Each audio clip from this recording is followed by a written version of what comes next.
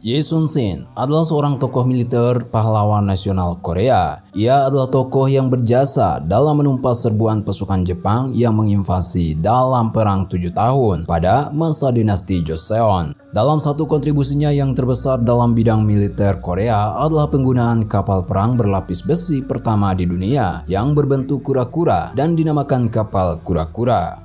Sampai sekarang Yi dianggap sebagai seorang pahlawan bangsa Korea yang terbesar dikarenakan kesetiaan, taktik, dan kegigihannya dalam berperang. Ye Sun-shin wafat dalam usia 54 tahun pada tahun 1598 tepat setelah kemenangannya dalam akhir Perang 7 Tahun. Dalam 7 tahun masa perang itu, Ye Sun-shin memenangkan sebanyak 23 kali pertempuran di laut tanpa kekalahan. Ia diberi gelar pahlawan kesetiaan dan pengabdian. Bagaimana Ye Sun-shin menjadi seperti yang kita kenal saat ini? Untuk itu kita akan bahas lebih dalam lagi.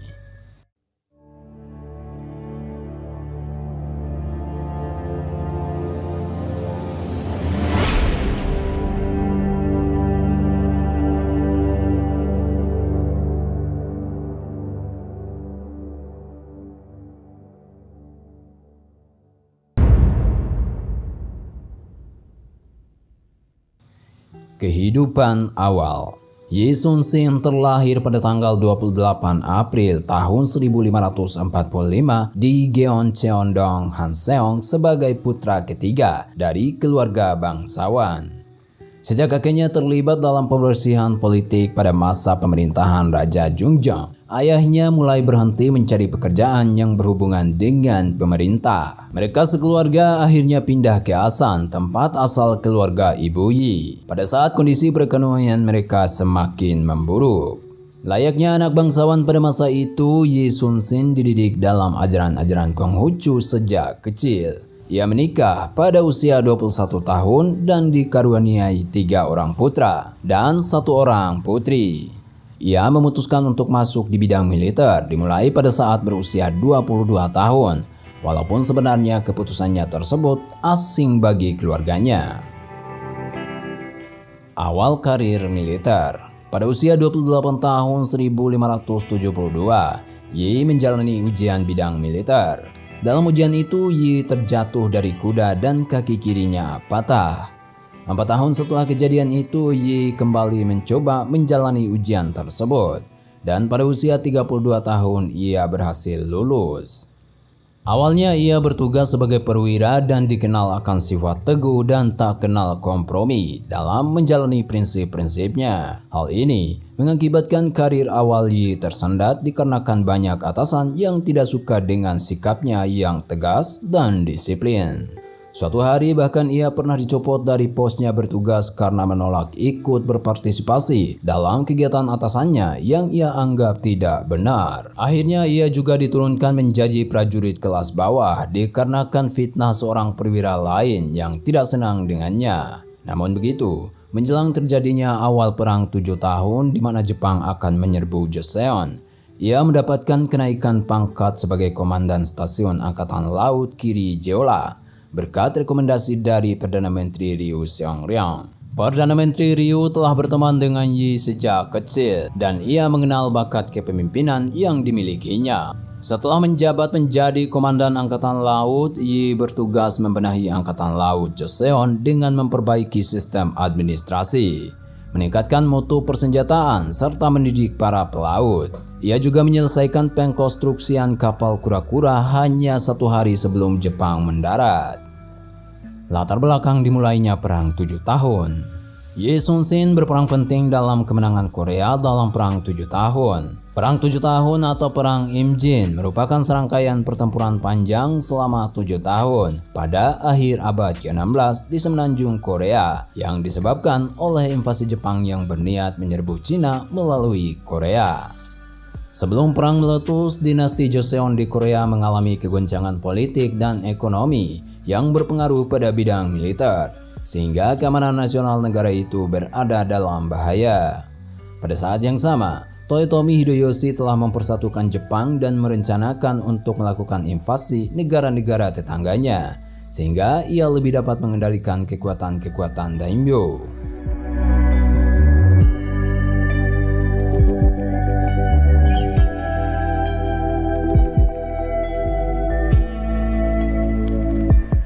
Pertama-tama ia meminta izin kepada Joseon untuk memberi jalur untuk pergerakan tentaranya ke dinasti Ming.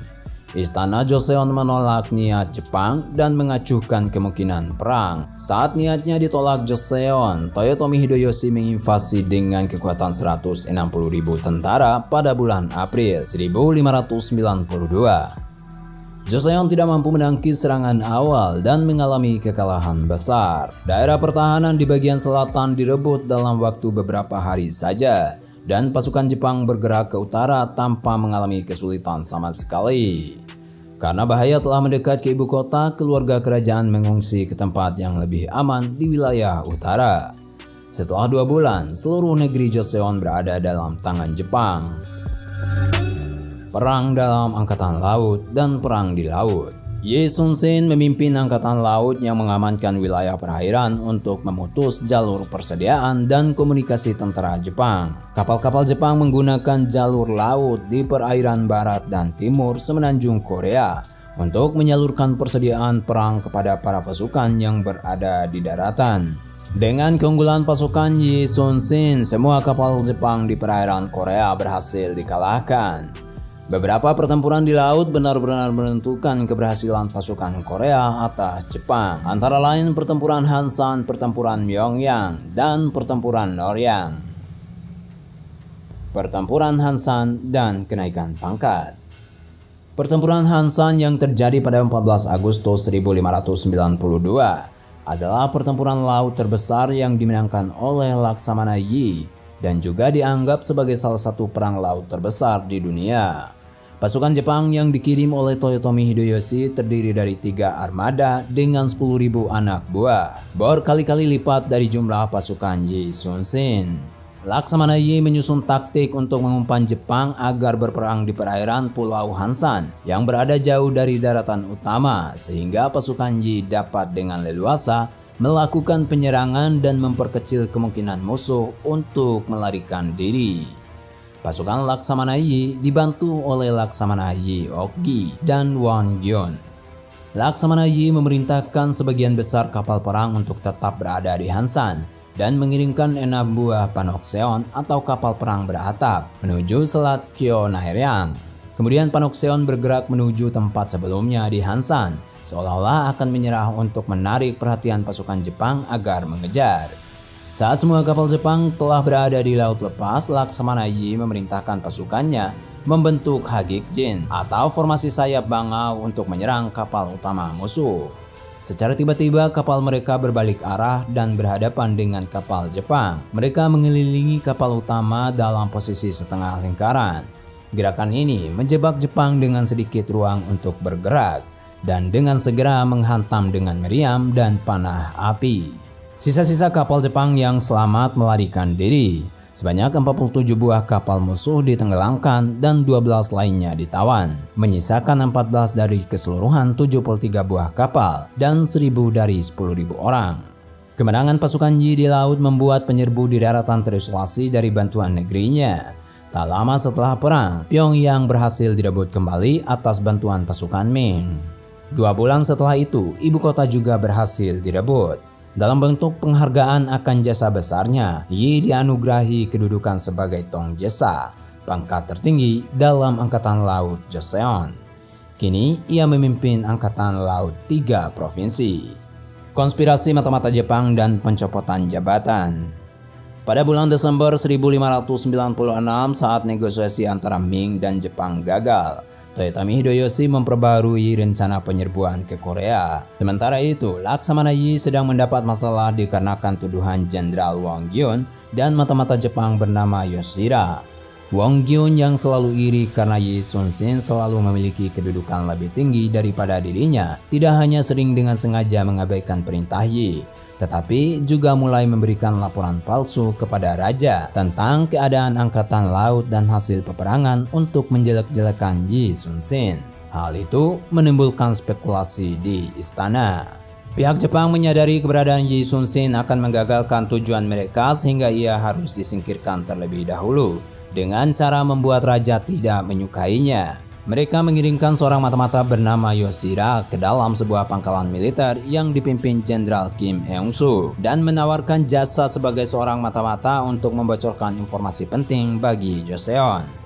Ia melaporkan bahwa kedatangan Jenderal Kato Kiyomasa yang sudah tak lama lagi. Namun Yoshira meminta agar Tong Jessa atau Yi Sun-shin yang menghadapi armada Jepang itu. Jenderal Kim percaya pada apa yang disampaikan Yoshira dan memohon kepada Raja Seonjo untuk mengirimkan Laksamana Yi Sun-shin menghadapi kedatangan musuh. Raja memerintahkan Yi dan pasukannya untuk bergerak. Namun Laksamana Yi menolak permintaan Raja karena mengetahui bahwa lokasi di mana ia diperintahkan untuk berperang sangat berbahaya karena dipenuhi gosong karang dan kemungkinan akan mengalami kekalahan. Saat perintahnya ditolak, Raja Seonjo marah besar dan menganggap Laksamana Yi congkak. Yi kemudian dipenjara di ibu kota dan mendapatkan siksaan. Raja menginginkannya agar dihukum mati, tetapi para pendukung Yi di istana memohon untuk membebaskannya dengan alasan pada masa lalu jasanya sangat besar bagi negara. Lolos dari hukuman mati, Yi dicopot dari jabatan Tong Jessa dan menjadi prajurit bawahan. Won Gyun merasa senang karena naik pangkat menjadi Tong Jessa menggantikan Yi Sun-shin. Namun Won Gyun tidak cakap mengendalikan masalah-masalah bahari dan bersikap acuh terhadap pekerjaan mengelola angkatan laut. Sementara itu Yoshira masih terus mempengaruhi Jenderal Kim Eung-soo untuk mengirimkan pasukan menghadapi armada Jepang yang ia kabarkan sudah tiba di Korea. Setelah perintah diberikan, Won Gyun mulai mengerahkan kapal perang. Hasilnya sangat buruk karena ia tidak bisa mengendalikan jalannya kapal sehingga armada Jepang menang. Karena panik, Won Gyun melarikan diri ke darat dan sampai di sana ia dibunuh oleh pasukan Jepang yang telah menunggunya. Kekalahan ini adalah kehancuran armada laut satu-satunya dalam pertempuran laut perang 7 tahun.